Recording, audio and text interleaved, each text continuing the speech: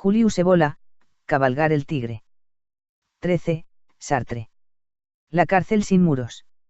De todos los existencialistas, Sartre es quizás el que más ha puesto de relieve la libertad existencial. Su teoría refleja esencialmente el movimiento de distanciamiento que está en el origen del mundo nihilista. Sartre habla del actone antisan, que transforma al hombre en nada, del ser humano, del cual expresa la libertad y constituye la esencia y el sentido último de todo movimiento dirigido a un fin y, en última instancia, de toda existencia del hombre en el tiempo. La justificación especulativa de esta idea, es que, para obrar, hace falta abandonar el plano del ser y abordar resueltamente el del no ser. Todo fin corresponde a una situación que no existe todavía y por tanto, dentro de esta perspectiva, a la nada, al espacio vacío de todo lo que es solamente posible.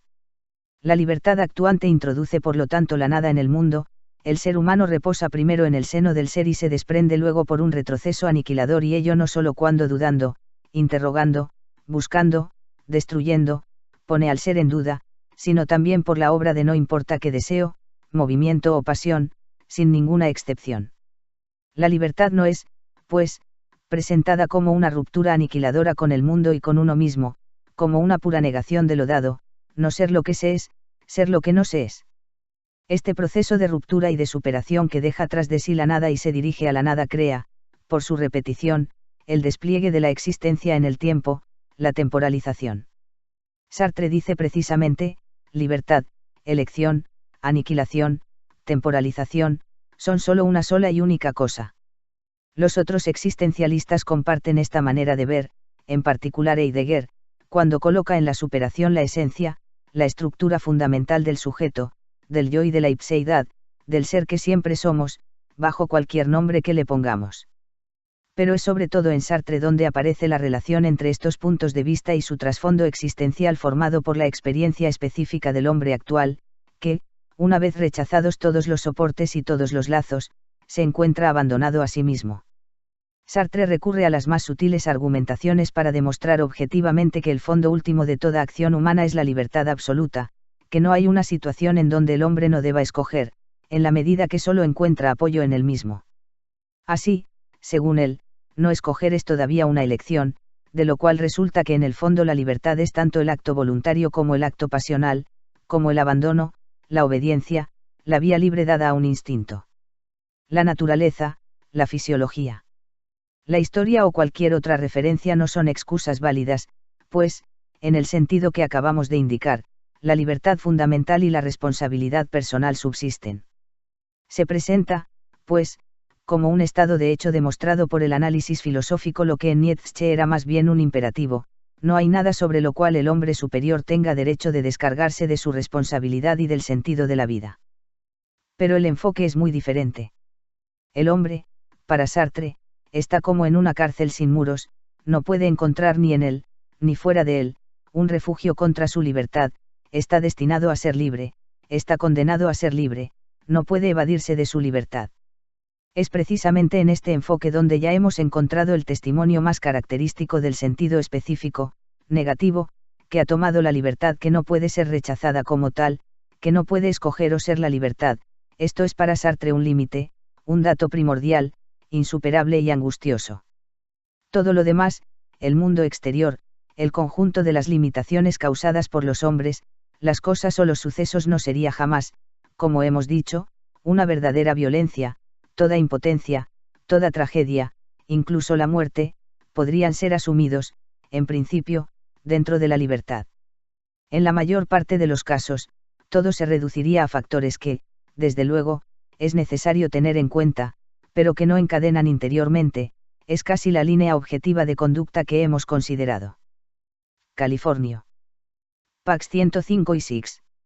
Del original disolución del individuo. Aquí Sartre ha tomado prestado a Heidegger el concepto de utensilidad, Zwandenbeit, la idea de todo lo que viene a nosotros del exterior, de los hombres y de las cosas, puede ofrecer un carácter de puro medio utilizable, presuponemos siempre, no solamente una estructura o una conformación particular, sino también una toma de posición, una meta, una dirección, escogidos o aceptados solo por mí y en relación a los cuales los factores exteriores cesan de ser neutros y se vuelven, sea propicios, utilizables, sea adversos. Uno u otro de estos caracteres puede invertirse cuando cambian mi posición, mis intenciones y mis tendencias. Una vez más, no se sale del círculo cerrado de la propia libertad fundamental. El hombre, no hace nada que no haya querido, solo ha querido lo que ha hecho. No examinaremos aquí detalladamente la argumentación, a menudo algo paradójica, que Sartre ha desarrollado a este respecto. Es más interesante señalar que con todo esto, se precisa en Sartre la imagen específica del hombre libre aniquilador, solo consigo mismo. No tenemos detrás ni delante de nosotros el dominio luminoso de los valores, de las justificaciones o de las excusas, escribe. Estoy abandonado a mi libertad y a mi responsabilidad, sin refugio en mí ni fuera de mí, sin excusas. En cuanto a la tonalidad afectiva, esto equivale casi a sentir la libertad absoluta más como un peso que como una conquista. Heidegger emplea precisamente la palabra peso, Last, para caracterizar la sensación experimentada al ser lanzado en el mundo, aquel que tiene un sentimiento de su existir, tan vivo como oscuro son para él el de dónde y el hacia dónde, mientras que la introducción del concepto de responsabilidad evidencia ya una de las principales grietas del existencialismo. ¿Responsabilidad frente a quién? Una aniquilación radical, que debe ser interpretada, para el tipo de hombre que consideramos, como una manifestación activa de la dimensión de la trascendencia. No debería dejar subsistir nada que pudiera dar a la palabra responsabilidad un sentido cualquiera sobre el plano moral, se sobreentiende, y no desde luego, en cuanto a las consecuencias, a las repercusiones exteriores, físicas o sociales, que puedan desprender de un acto interiormente libre. Así nos encontramos ya con la situación conocida de una libertad más padecida que asumida. El hombre moderno no es libre, sino que se encuentra libre en el mundo en que Dios ha muerto. Es entregado a su libertad. Sufre por ello, en el fondo.